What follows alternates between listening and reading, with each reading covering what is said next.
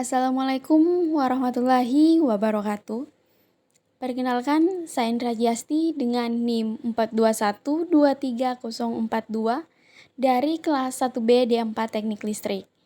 Di sini saya akan menjelaskan materi mengenai elektronika digital, yang dimana dosen pengampu pada mata kuliah ini yaitu Ibu Musfira Putri Lukman, STMT.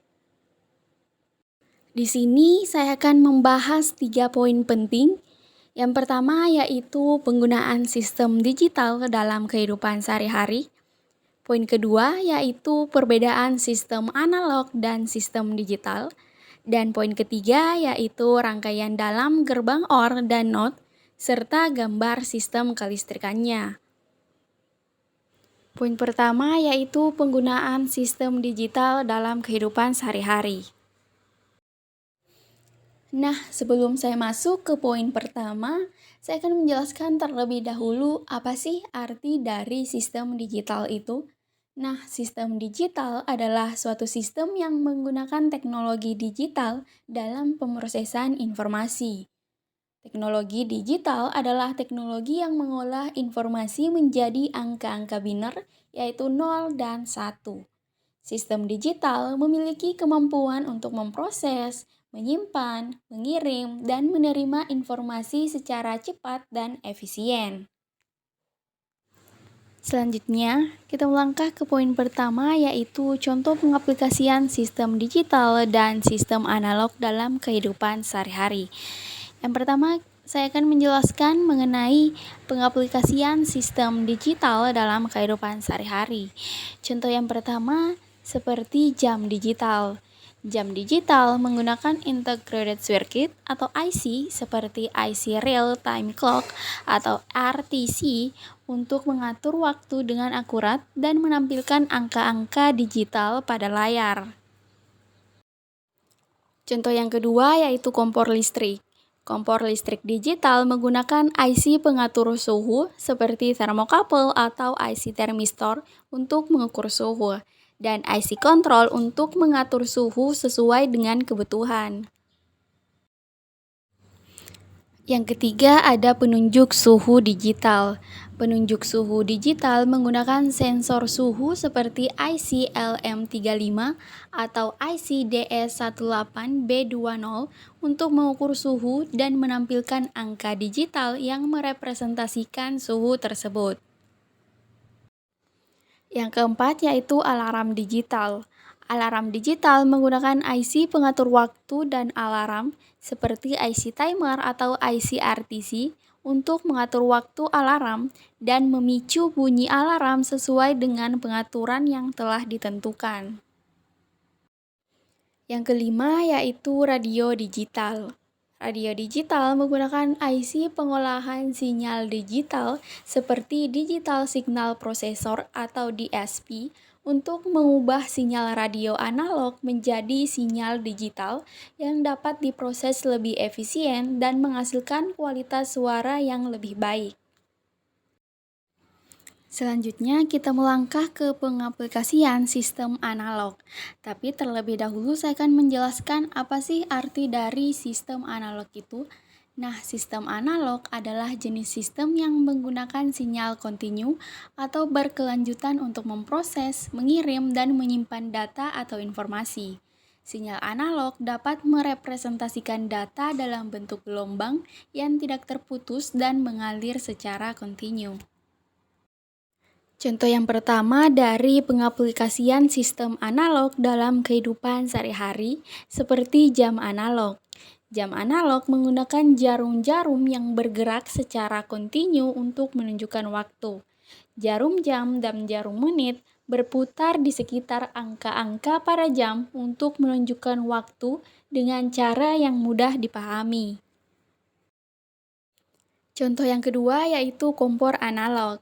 Kompor analog menggunakan katup gas atau pengatur suhu manual untuk mengatur suhu kompor.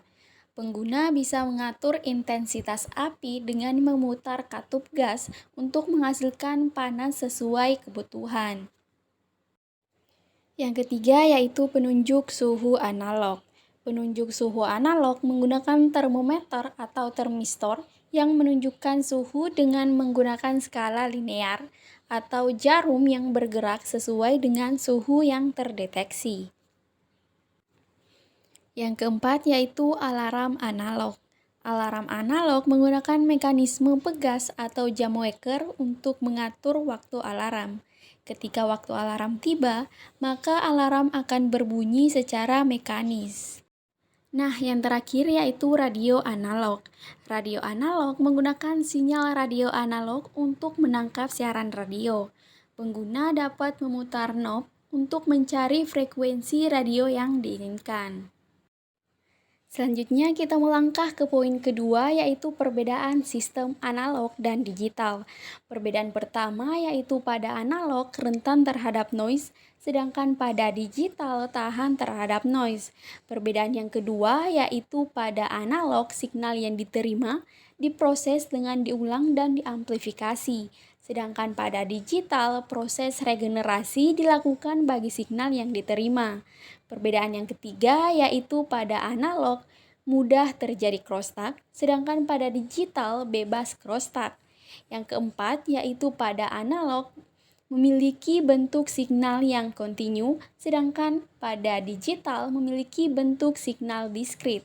Nah, perbedaan yang kelima yaitu pada analog memiliki kualitas signal diukur dalam satuan SN atau signal to noise ratio. Sedangkan pada digital memiliki bentuk signal diukur dalam BER atau bit error rate. Selanjutnya kita melangkah ke poin ketiga, yaitu rangkaian dalam gerbang OR dan NOT serta gambar sistem kelistrikannya. Tapi terlebih dahulu saya akan menjelaskan apa sih arti dari gerbang logika itu. Nah, gerbang logika adalah penyusun elektronika digital yang setiap cara kerja rangkaian pada gerbang logika menggunakan prinsip aljabar boolean. Pada dasarnya dalam ilmu elektronik, suatu masukan atau keluaran dibangun oleh yang namanya voltase atau arus. Voltase ini biasanya dihubungkan dengan saklar. Gerbang logika OR adalah gerbang logika yang sangat sederhana karena hanya memakai resistor dan transistor. Cara kerja pada gerbang logika OR berupa dua masukan daya listrik.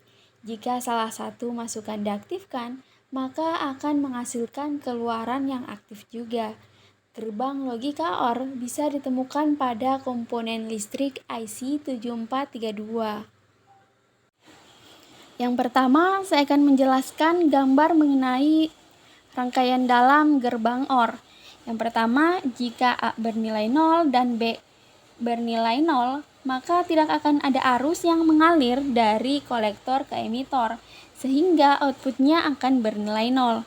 Yang kedua, jika A bernilai 0 dan B bernilai 1, maka yang akan terjadi di bagian B ialah akan ada arus yang mengalir dari kolektor ke emitor yang bernilai 1, yang dimana emitor inilah yang akan berperan sebagai output.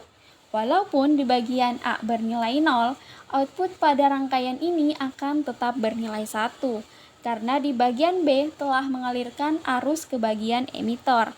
Yang ketiga, jika A bernilai 1 dan B bernilai 0, maka yang terjadi pada bagian A akan ada arus yang mengalir dari kolektor ke emitor, yang dimana emitor inilah yang akan berperan sebagai output. Walaupun di bagian B bernilai 0, output pada rangkaian ini akan tetap bernilai 1, karena di bagian A telah mengalirkan arus ke bagian emitor. Nah, yang keempat, jika A bernilai 1 dan B bernilai 1, maka akan ada arus yang mengalir dari kolektor ke emitor, sehingga outputnya akan bernilai 1. Sebelum membuat tabel kebenaran gambar rangkaian tadi, maka terlebih dahulu kita perhatikan gambar di sebelah kiri, yaitu simbol gerbang OR, di mana X dan Y berperan sebagai input dan Z berperan sebagai output. Maka dapat dirumuskan Z sama dengan X ditambah Y. Nah, selanjutnya kita melangkah ke tabel kebenaran gerbang OR, yang dimana X dan Y di sini berperan sebagai input dan Z berperan sebagai output. Jadi, jika X bernilai 0 dan Y bernilai 0, maka Z-nya akan bernilai 0. Yang kedua, jika X-nya bernilai 0 dan Y bernilai 1, maka Z akan bernilai 1. Yang ketiga, jika X bernilai 1 dan Y bernilai 0, maka Z akan bernilai 1. Yang keempat, jika X bernilai 1 dan Y bernilai 1, maka Z-nya akan bernilai 1. Dari tabel kebenaran tadi, maka juga dapat dibuatkan dalam gambar rangkaian listriknya, yang dimana jika saklar 1 di-off-kan dan saklar kedua di-off-kan, maka lampu akan mati. Yang kedua, jika saklar 1 di-off-kan dan saklar kedua di-on-kan, maka lampu akan menyala. Yang ketiga, jika saklar 1 di-on-kan dan saklar kedua di-off-kan, maka lampu akan menyala. Yang keempat, jika saklar 1 di-on-kan dan saklar kedua di-on-kan, maka lampu akan menyala. Kemudian kita melangkah ke gerbang logika NOT. Tapi terlebih dahulu saya akan menjelaskan apa sih arti dari gerbang logika NOT itu sendiri. Nah, gerbang logika NOT adalah gerbang logika yang bisa melakukan operasi peniadaan logika atau pembalik keadaan logika. Karena hal itulah, maka gerbang logika ini dinamakan sebagai gerbang logika NOT. Gerbang logika NOT juga dikenal sebagai rangkaian inverter. Gerbang logika NOT bisa ditemukan pada komponen listrik IC 7404. Selanjutnya, saya akan menjelaskan gambar rangkaian dalam gerbang NOT. Yang dimana jika A bernilai 0, maka tidak akan ada arus yang mengalir menuju ke emitor.